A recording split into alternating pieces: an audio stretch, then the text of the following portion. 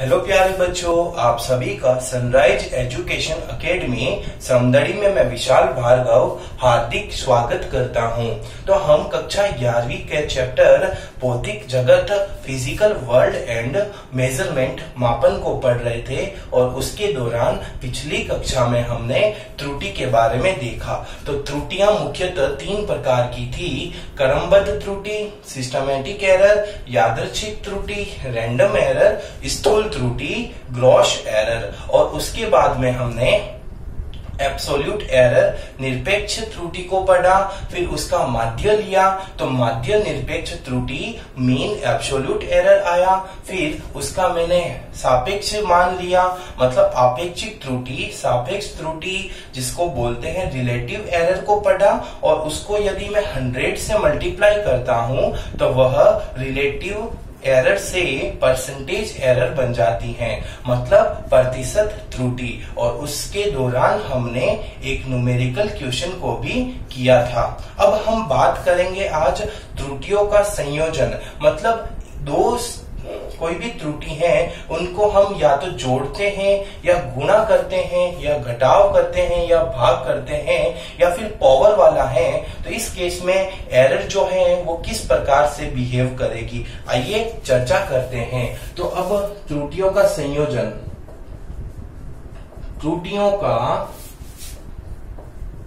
संयोजन, combination of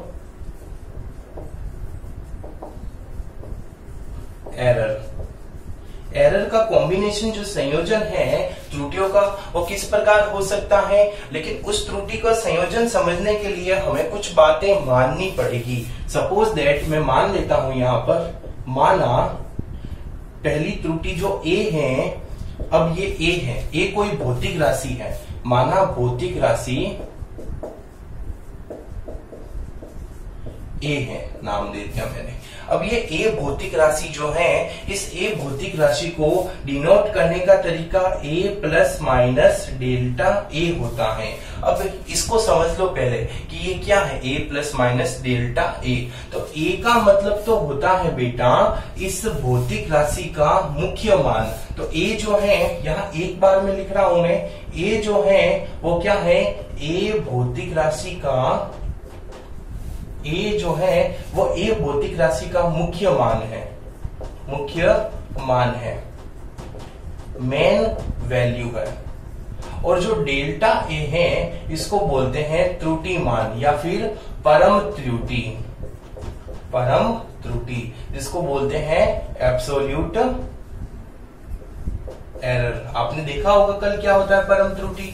तो यहाँ ए भौतिक राशि की अगर मुख्य मान बोलूं तो ये ए होगा और इसका परम त्रुटि है वो डेल्टा ए है और ये हमेशा प्लस माइनस में होती है। एग्जाम्पल के तौर पे यदि कोई लंबाई दी 5 प्लस माइनस 0.2 मीटर, तो बताओ लंबाई का मुख्य मान क्या है, मेन वैल्यू तो है 5 और इसकी एब्सोल्यूट एरर परम त्रुटि जो है वो है 0.2।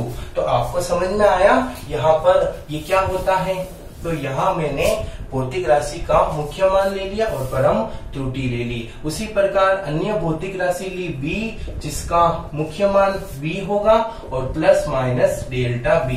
तो यह बी जो है वो भौतिक राशि कैपिटल बी का मुख्य मान है और डेल्टा बी जो है वो एब्सोल्यूट एरर है, परम त्रुटि है। इसी प्रकार नेक्स्ट बात करूं तो सी के लिए मैं स्मॉल सी ले लेता हूं, plus minus delta small C. तो ये कुछ बातें आपको पता होनी चाहिए कि ये क्या होता है। पहला वाला तो मेन वैल्यू, दूसरा वाला जो होता है वो एब्सोल्यूट वैल्यू। अब बात करते हैं योग की। योग करवा दूं, 2 त्रुटियों का योग करवाऊं, उस केस में क्या आएगा। तो मैं मान के चलता हूं योग करने से मुझे कोई अन्य भौतिक राशि मिलती है, जैसे सी मिलती है। जैसे हम नॉर्मली योग करवाते हैं ना, तो भौतिक राशि योग करवाना है, किसका योग करवाना है, ए और बी का योग करवाना है। तो मुझे यहाँ पर योग करवाना है तो यहीं लिख देता हूँ। योग वाला केस क्या है बेटा, सी बराबर ए प्लस बी। ए प्लस बी होगा, ए और बी को जोड़ूंगा तो मुझे सी प्राप्त होगा। तो योग कैसे करवाऊंगा, तो अब जो मुख्य मान होता है ना, मेन वैल्यू, जो मेन वैल्यू है उस केस में योग सेम ही होगा, मतलब C बराबर फॉर्मूला होगा A प्लस बी। ध्यान रखना बेटा इस बात को कि जो संक्रिया मतलब जो हमारी कंडीशन, जो हमारा संयोजन होता है, उसी संयोजन के आधार पर मुख्य मान जो है मेन वैल्यू वह जुड़ जाती है या फिर घट जाती है। जैसे योग के केस में C बराबर A प्लस बी हुआ। क्यों हुआ? क्योंकि यह योग चल रहा था। लेकिन यहाँ सपोज दैट मैं बात करता घटाव की, ये घटाव का भी केस समझा देता हूँ। घटाव के केस में यहाँ पर C बराबर A माइनस बी होता है ना, ये तो है सम, एडिशन, एडिशन वाला केस है। और ये है सब्सट्रैक्शन, सब्सट्रैक्शन वाले केस में यहाँ पर C बराबर A माइनस बी है। तो यहाँ मुख्य मान जो है वो C बराबर A माइनस बी आया था। तो यहाँ पर मेन वैल्यू जो है मुख्य मान वो भी इस प्रकार से ही आएगी, C बराबर A माइनस बी आ जाएगी। तो मुख्य मान देख सकते हैं आप, जो संक्रिया, जो क्रिया हमारी चल रही है, जिस प्रकार से हमने कॉम्बिनेशन किया है, मेन वैल्यू मुख्य मान भी उसी कॉम्बिनेशन के अकॉर्डिंग चलती है। जैसे C बराबर A प्लस बी और घटाव था तो C बराबर A माइनस बी। लेकिन यदि हम परम त्रुटि की बात करें, परम त्रुटि किसकी? अब जो हमारे पास में आएगा वह क्या आएगा? योग होने के बाद में C के केस में आ रहा है ना, तो हमारे पास प्राप्त होने वाला है C बराबर, जो हमारे पास में वैल्यू प्राप्त होगी वो क्या होगी? C बराबर, इधर दोनों केस में सेम ही होगी ना, C बराबर small c plus minus delta small c।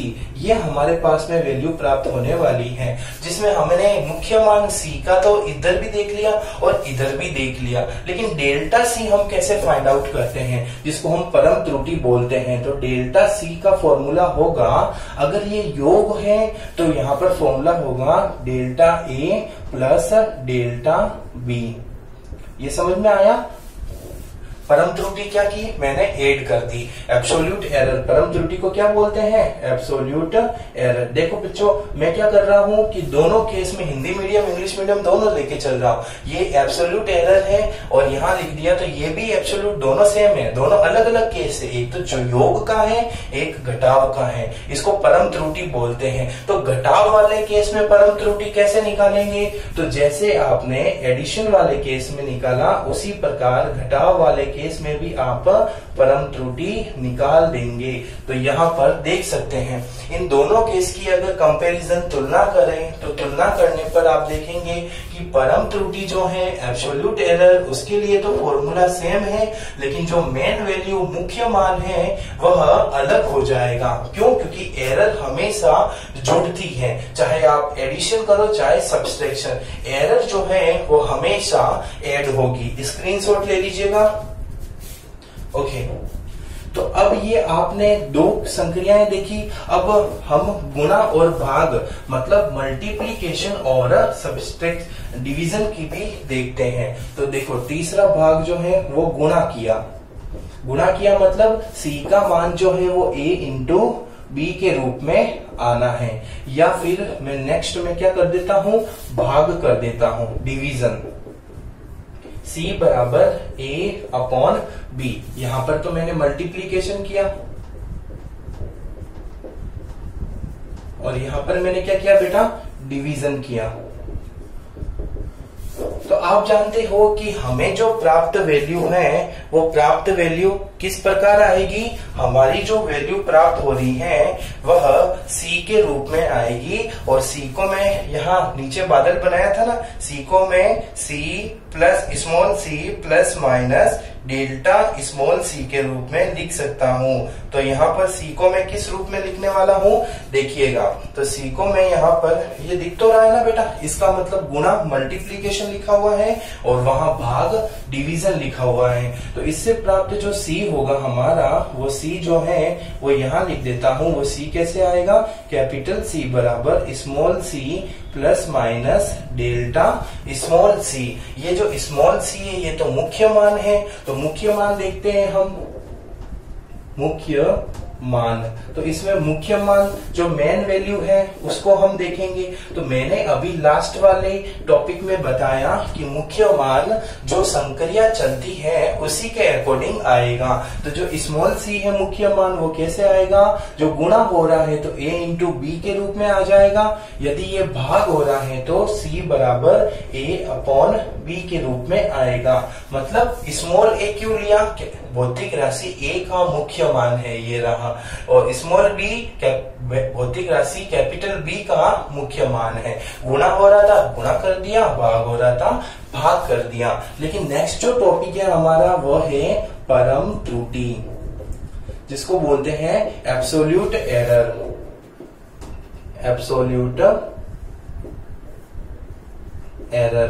तो परम त्रुटि निकालने का क्या तरीका है, थोड़ा ध्यान से देखना। यहाँ पर थोड़ा ध्यान से देखना कि मैथ की बात चल रही, सॉरी गुणा या भाग के केस में हमने जोड़ या बाकी के केस में पिछली बार देखा तो परम त्रुटियां जुड़ रही थी, लेकिन यह गुणा या भाग के केस में देखेंगे तो देखो गुणा किसका हो रहा है, सी का हो रहा है ना। तो डेल्टा सी अपॉन सी कर दिया, इस डेल्टा सी अपॉन सी कर दिया। यहाँ पर कौन है बेटा, ए है ना, तो यहाँ पर डेल्टा ए अपॉन ए कर दिया, प्लस यहाँ पर डेल्टा बी अपॉन बी कर दिया। तो इस प्रकार से हम यहाँ डेल्टा सी का मान निकालेंगे। डेल्टा ए और अपॉन डेल्टा अपॉन ए, ये दोनों मान पड़े हैं, ये भी दोनों मान पड़े हैं। ये नीचे वाला मान जो मुख्य मान है वो हमने अभी ज्ञात किया, ऊपर वाला हम ज्ञात कर सकते हैं। इसी प्रकार इस केस में भी फॉर्मूला क्या आएगा, डेल्टा सी अपॉन सी बराबर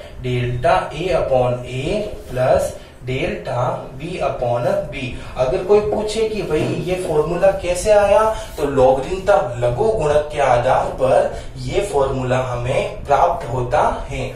आप टेंशन मत लेना, ये दोनों फॉर्मूले अलग सेम हैं, लेकिन इन दोनों केस में यह डेल्टा सी इधर गुणा से प्राप्त होता है, बट यहाँ पर सॉरी ये अपॉन में सी है मुख्य मान, गुणा से प्राप्त होता है। यहाँ पर जो सी है वह भाग से प्राप्त होता है, तो मान अलग आएगा बेटा। फॉर्मूला आपको सेम लग रहा होगा, स्क्रीनशॉट ले लीजिएगा। यह गुणा और भाग के लिए है। अब जो लास्ट पांचवा प्रकार है, स्क्रीनशॉट लिया। अब जो पांचवा प्रकार है वो है घात वाला, मतलब पावर वाला। तो पावर वाला होता है उस केस में अपन कैसे करते हैं, आइए देखते हैं। तो मैंने यहाँ पर इस पावर वाले केस में देखा घात वाला पावर जो है वो x बराबर मान लेता हूं a की पावर स्मॉल m, b की power small k l m मान लेंगे, a की पावर स्मॉल k, b की पावर स्मॉल l और c की पावर स्मॉल m। तो इन सब में घातें आ रही हैं, पावर आ रही हैं, तो x जो है तो इस x को मानना पड़ेगा। ये जो x आएगा, यह x जो है वह small x plus minus delta small x के रूप में हमें प्राप्त होता है। ठीक है, तो अब हम क्या करेंगे, सबसे पहले स्मॉल x को ज्ञात करेंगे। यह स्मॉल x जो है मुख्य मान है, मेन वैल्यू। तो स्मॉल x बेटा मेन वैल्यू है, तो यहाँ पर मेन वैल्यू कैसे निकालेंगे, जो आपकी संक्रिया ऑपरेशन चलता है उसी के अकॉर्डिंग। तो कैपिटल A की जो मुख्य मान है वो क्या होता है, स्मॉल a की पावर k गुणा, और यहाँ कैपिटल B का मुख्य मान स्मॉल b की power l upon capital C का मुख्य मान स्मॉल c की पावर m। तो यहाँ पर हमने यह मुख्य मान प्राप्त कर दिया। देखा आप लोगों ने कैसे किया। अब हम बात करने वाले हैं एब्सोल्यूट एरर की, मतलब निरपेक्ष मान की। इसको साफ कर लेता हूँ, ये यहाँ लिख देता हूँ, कैपिटल X बराबर small x plus minus delta x, ये तो हमें प्राप्त होगा। ठीक है, तो डेल्टा x मतलब परम त्रुटि हमें ज्ञात करनी है, जिसको हम बोलते हैं एब्सोल्यूट एरर।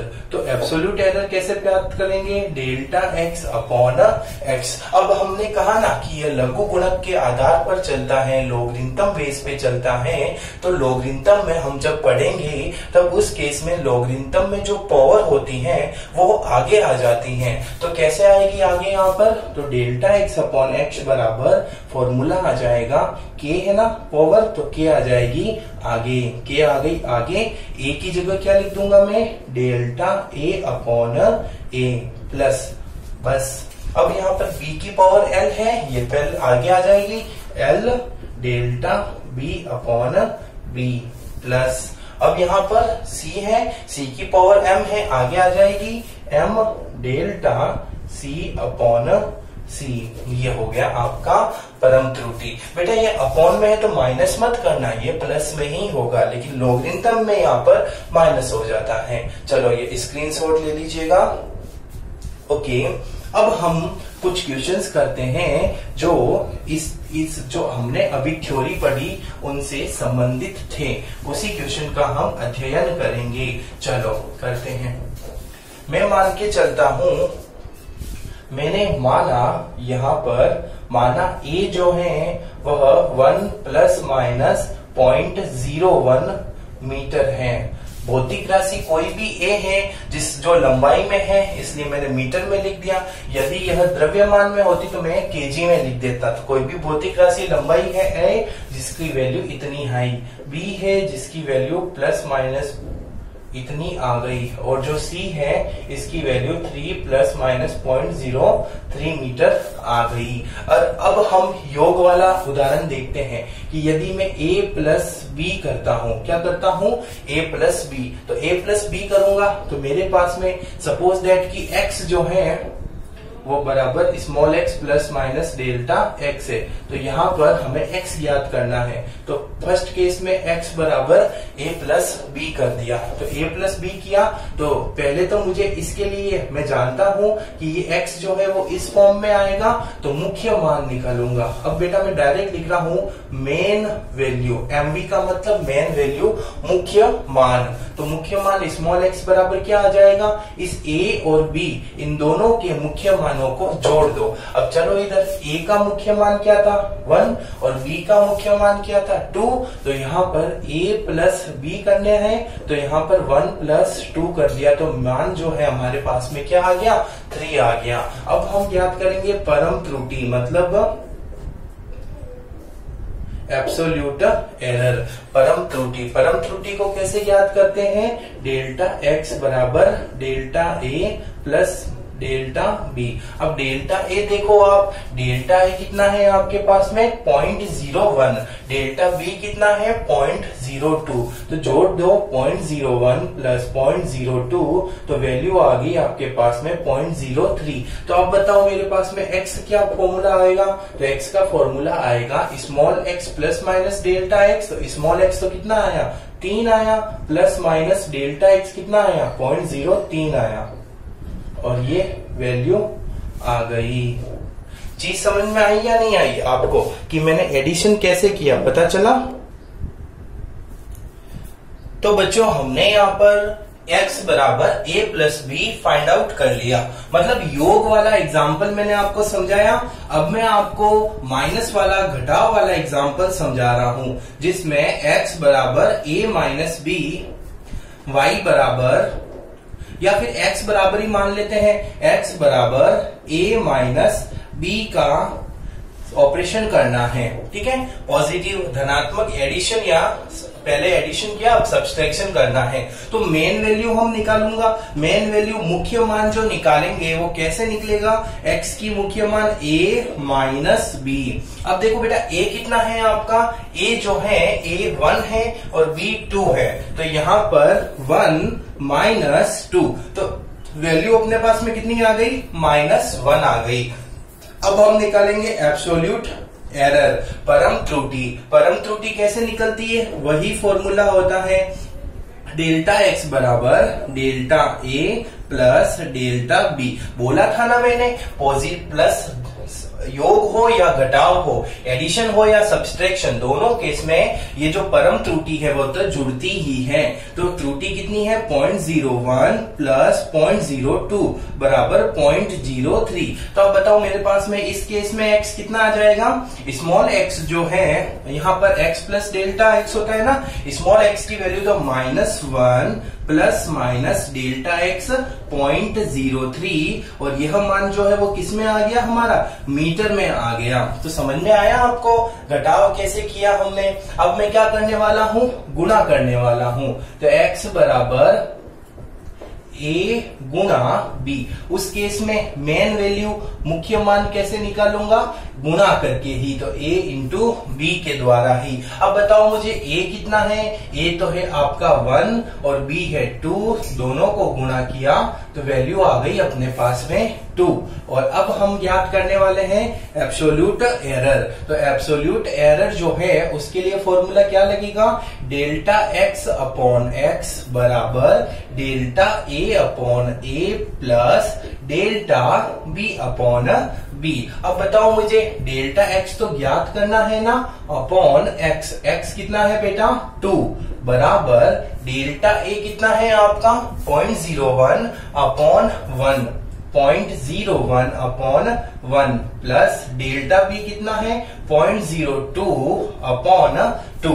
तो यहाँ पर मैं यदि 1 का भाग दूंगा तो इसमें 1 बार, 2 का भाग इसमें दूंगा तो 0.01 आ जाएगा। तो यहाँ पर डेल्टा x अपॉन 2 बराबर 0.01 प्लस 0.01, तो दोनों को ऐड किया तो क्या हो जाएगा 0.02। तो डेल्टा x अपॉन 2 बराबर 0.02 है, तो डेल्टा x का मान कितना आ जाएगा अपने पास में 0.02 इंटू 2। ये जो अपॉन का 2 उधर जाएगा तो गुणा में हो जाएगा, तो डेल्टा x का मान 0.04 आ गया। चलो अब बताओ मुझे यहाँ पर x का मान कितना आएगा, तो x का मान आएगा आपके पास में कितना आएगा बेटा, x का मान स्मॉल x कितना आया 2 आया, प्लस माइनस डेल्टा x कितना आया 0.04 और ये जो है वह मीटर में हो गया। तो ये हो गया आपका गुणा वाला केस। और अब हम भाग वाला और पावर वाला करेंगे। तो एक बार स्क्रीनशॉट ले लीजिएगा इसका, ओके। और अब हम भाग का और गुणा का करने वाले हैं, तो ध्यान से समझने की कोशिश करना। यहाँ पर डेल्टा x अपॉन x कितना आया था 2 आया था ना, अब उस केस में 2 नहीं आएगा, उस केस में कुछ अलग आएगा। क्या आएगा हम देखते हैं। तो अब भाग वाला करते हैं। तो भाग वाला केस क्या है, x बराबर a अपॉन b है। तो उस केस में हम यहाँ पर मेन वैल्यू निकालेंगे मुख्य मान। तो मुख्य मान कितना आ जाएगा बेटा, मुख्य मान आएगा आपका स्मॉल x बराबर small a upon small b। Small a कितना है 1 अपॉन स्मॉल b कितना है 2। तो स्मॉल x की वैल्यू आ गई 1/2, या फिर इसको मैं लिख सकता हूं 0.05 मीटर। अब हम बात करते हैं एब्सोल्यूट एरर की। एब्सोल्यूट एरर का फॉर्मूला होता है डेल्टा x अपॉन x बराबर delta a upon a plus delta b upon b। अब वैल्यू रख देते हैं यहाँ पर delta x upon x, x का मान तो 0.05, डेल्टा a कितना है 0.01 अपॉन 1 प्लस 0.02 अपॉन 2। तो डेल्टा x अपॉन 0.5 बराबर ये वैल्यू 0.01 हो गई, ये भी वैल्यू 0.01 हो गई। दोनों को ऐड किया मैंने तो 0.02 हो गई। 0.5 को 0.02 से मल्टीप्लाई करूंगा तो वैल्यू जो आएगी हमारी वह ऐसे आ जाएगी। 0.02 को 0.5 से मल्टीप्लाई किया तो वैल्यू आ गई 0.01। तो अब बताओ x बराबर क्या मान आएगा, मुख्य मान 0.5 प्लस माइनस 0.01 और ये वैल्यू मीटर में नहीं होगी। यहाँ मीटर तो होगी नहीं, मीटर कैंसिल हो जाएगा और वहां लास्ट में मीटर नहीं होगा बेटा, काट देना, वो मीटर स्क्वायर हो जाएगा। गुणा कर रहे हैं ना तो मीटर स्क्वायर हो जाएगा और इस केस में कुछ नहीं होगा। चलो नेक्स्ट बात करते हैं अपन लोग पावर की। किसकी, पावर की। तो ये लो पावर वाले, पावर में x बराबर a की पावर, अब ध्यान से सुनना मैं क्या लिखने वाला हूं, a की पावर 2 b की पावर 3 सॉरी a की पावर 3 b की पावर 2 अपॉन में c की पावर 1। ये है हमारा क्वेश्चन। अब इसको मेन वैल्यू निकालूंगा तो मेन वैल्यू का फॉर्मूला क्या आ जाएगा, स्मॉल x बराबर स्मॉल a की पावर 3 स्मॉल b की पावर 2 अपॉन स्मॉल c की पावर 1। अब स्मॉल a कौन है बेटा, 1 है, तो 1 की पावर 3 इंटू स्मॉल b क्या है, 2 है, 2 की पावर 2 अपॉन स्मॉल c क्या है, 3 है, 3 की पावर 1। तो 1 की पावर 1 तो 1 ही होती है, 2 की पावर 2 4 अपॉन 3 की पावर 1 3, तो वैल्यू आ गई 4 अपॉन 3। या फिर इसको मैं और सॉल्व करूं तो वैल्यू आ जाएगी 1.33। अब हम बात करते हैं एब्सोल्यूट एरर की। तो एब्सोल्यूट एरर का फॉर्मूला होता है डेल्टा x अपॉन x बराबर n के आया था ना, के delta a upon a plus l delta b upon b plus, अब यहां पर देखो k और l, k की जगह क्या आएगा, यहां पर 3 आ जाएगा, तो 3 delta a upon a plus 2 delta b upon b plus 1 delta c upon c।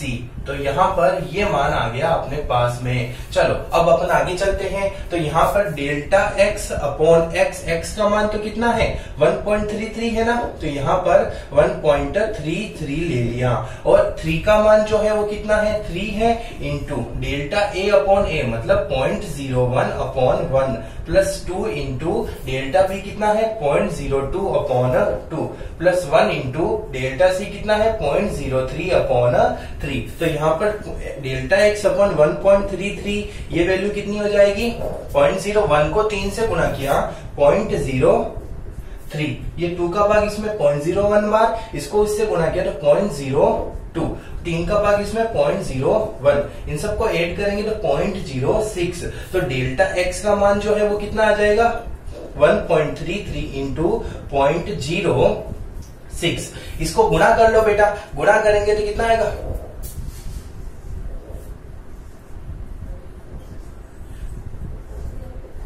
यह आ जाएगा 0.07986। 6 का गुणा किया 3 में, 18 का 8 हासिल की 1, 8 18 और 19 का 9 हासिल की 1, और 6 को 1 से गुणा किया तो 6 और 1 7।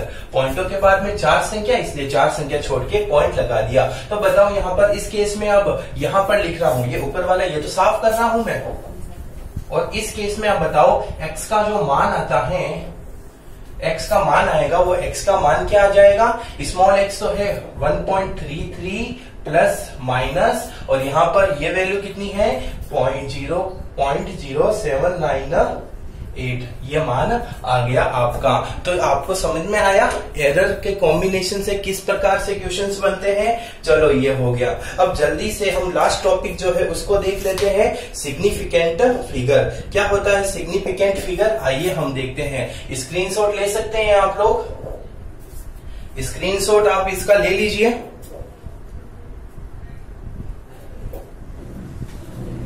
तो हम अब सार्थक अंक सिग्निफिकेंट नंबर पढ़ने वाले हैं बेटा, तो ध्यान से आपको समझना है, बहुत ही आसान है सार्थक अंक सिग्निफिकेंट नंबर, और इसी के साथ हम पूर्णांकित अंक पढ़कर चैप्टर को क्लोज कर लेंगे। तो सार्थक अंक क्या होता है, कोई भी भौतिक राशि होती है उसके मान निकालते हैं, तो वो जो मान की व्याख्या करते हैं हम सार्थक अंकों के द्वारा ही करते हैं। मतलब बहुत सारी लंबी मान से 1.34789, तो इस तरीके से कोई लंबा मान है तो इतना लिखना तो उचित नहीं है। तो कितनी वैल्यू सार्थक होती हैं वही हमारी सार्थक अंक है, व्याख्या करती हैं। किसकी व्याख्या करती हैं, भौतिक राशि के मान की वैल्यू की व्याख्या करती है। Significant number explain the value of any physical quantity. तो सार्थक अंक, सार्थक अंक सिग्निफिकेंट नंबर क्या होता है सार्थक अंक, सभी, अब सार्थक अंक के कुछ नियम है बेटा।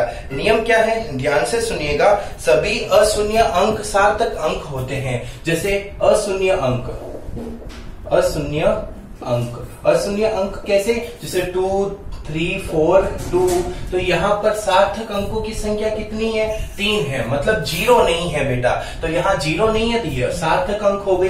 दूसरी बात करूं कि यदि दो अशून्य अंकों के बीच में 0 आ जाए तो वह सार्थक अंक होता है, जैसे कि 0 4 0 2 2 ये हुए। अब देखो यहाँ पर 3 और 2 अशून्य अंकों के बीच में 0 आए तो ये सिग्निफिकेंट नंबर होंगे, सार्थक अंक होंगे, सिग्निफिकेंट नंबर। ठीक है, तो सिग्निफिकेंट नंबर है। तो इसमें देखो कितनी है, 1 2 3 4 5 6 7। तो इसमें सार्थक अंकों की संख्या कितनी है बेटा? 7 है। ठीक है, तीसरा पॉइंट जो है उसको ध्यान रखना है आपको। यदि मैं बोलता हूं कि कोई भी संख्या है, उस पॉइंट कोई भी वर्ड है, अंक है, उस अंक के लेफ्ट साइड का जो डाटा होता है, मतलब दाईं तरफ का जो डाटा होता, बाईं तरफ का जो डाटा होता है, वह सदैव सार्थक अंक नहीं होगा। डाटा कौन सा? अशून्य अंक का। उदाहरण जैसे कि 0.0006 दे दिया। अब बताओ संख्या क्या है? यह है, अंक है। इसके बाईं तरफ लेफ्ट साइड में ये 4 0 है, इसको हम सार्थक अंक नहीं मानते हैं। तो यह सार्थक अंक नहीं है, तो इस केस में सार्थक अंकों की जो संख्या है वो कितनी होगी बेटा? 1 ही होगी। ये चीज समझ में आई? क्या समझ में आई कि कोई भी अशून्य अंक है, उस अशून्य अंक के बाईं तरफ हम देखें तो सार्थक अंकों की जो संख्या होती है वह सार्थक अंक में शामिल नहीं होती हैं। बाईं तरफ की बात कर रहा हूं। किस तरफ की बात कर रहा हूं? बाईं तरफ की। लेकिन अगर मैं दाईं तरफ की बात करता हूं तो दाईं तरफ के केस में, जैसे ये तो बाईं तरफ हो गई, बाईं तरफ को हम नहीं मानेंगे, लेफ्ट साइड को हम नहीं मानेंगे। लेकिन अगर हम दाईं तरफ की बात करूं, जैसे कि दाईं तरफ 0.06660 ये है। ठीक है, तो इसमें 2 केस बनते हैं। यदि तो मैं दशमलव आ रहा है, उस पूरी संख्या में दशमलव मतलब कि डेसिमल आ रहा है, या फिर उसका मात्रक दे रखा है।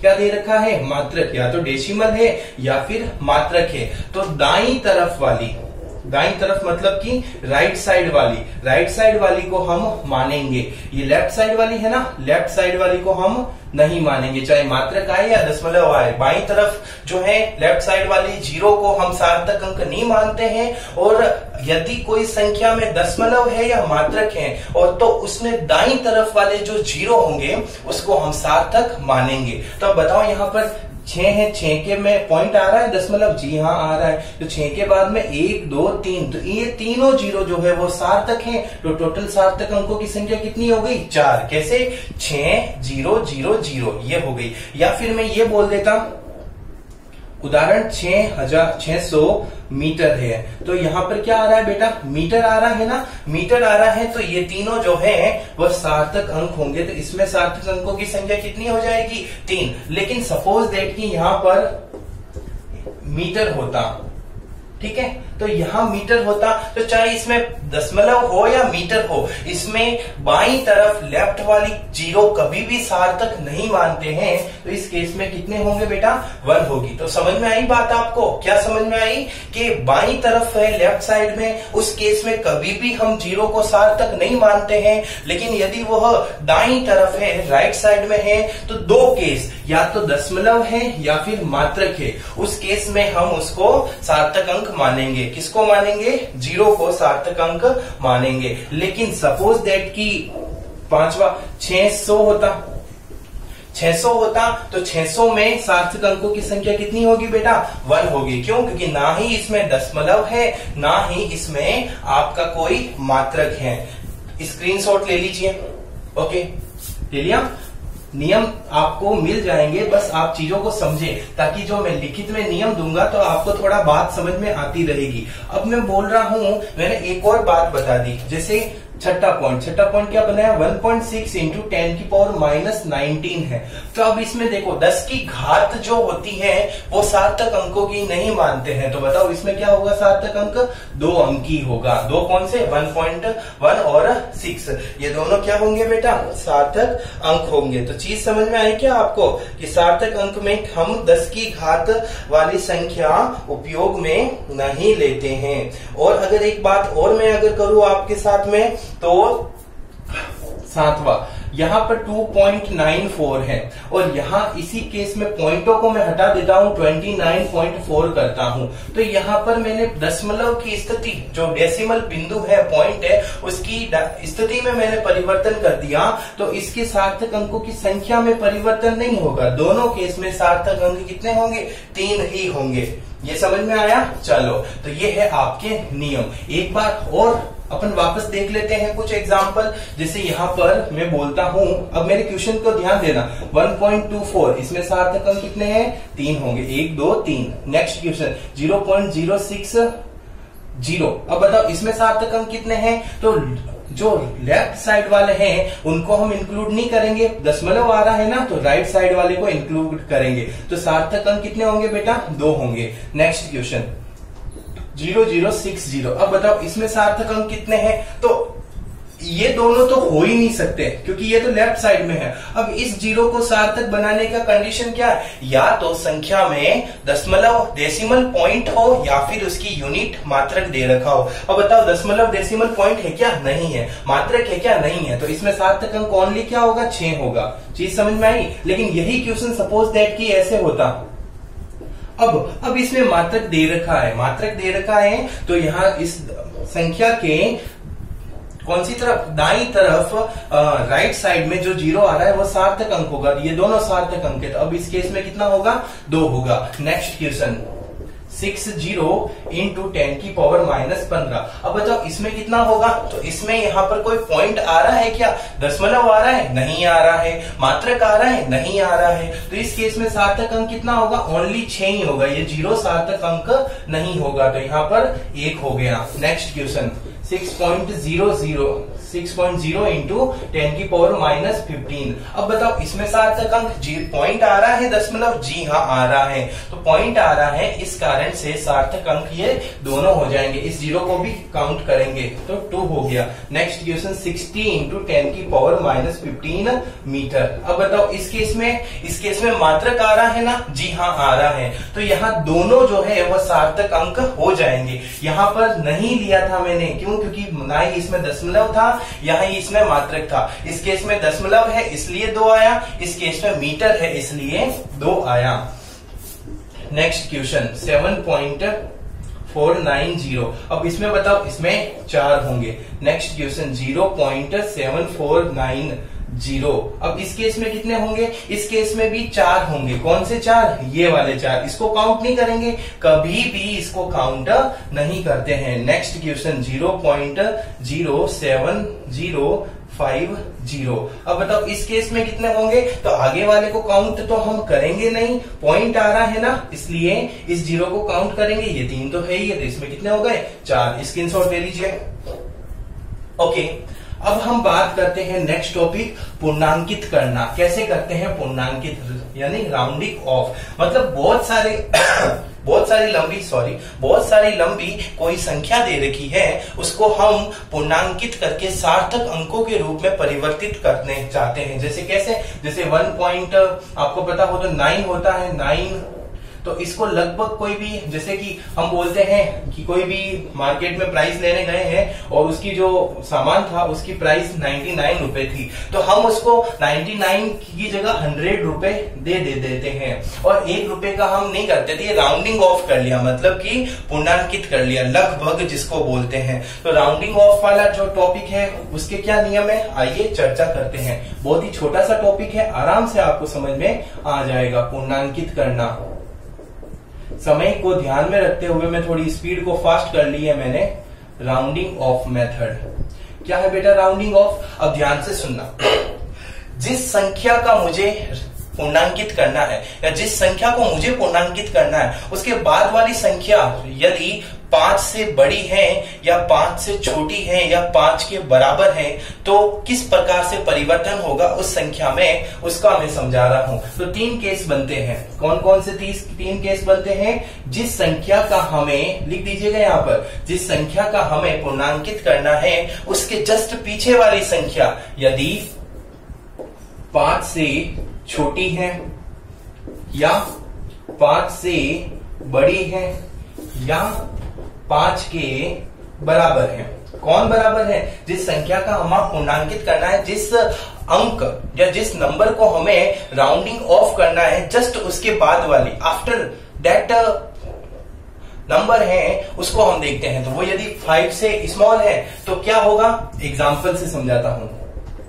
7.43 है, ठीक है। अब ये संख्या 4 है ना, इसका मुझे राउंडिंग ऑफ करना है। तो 4 के बाद में देखो कौन है, 3 है। 3 क्या है बेटा, 5 से छोटी है, तो इसका राउंडिंग ऑफ जो है वो क्या होगा, 7.4 हो जाएगा। मतलब नो चेंज, कोई परिवर्तन नहीं आएगा। लेकिन यदि मैं बात करूं कि ये 7.48 है, अब जो 4 के बाद में संख्या है वो 8 है, 8 जो है वो 5 से बड़ी है, तो यहां पर यह संख्या 1 से बढ़ जाती है। 1 से कैसे बढ़ेगी, जैसे 7.5 हो गई। चीज समझ में आई या नहीं आई?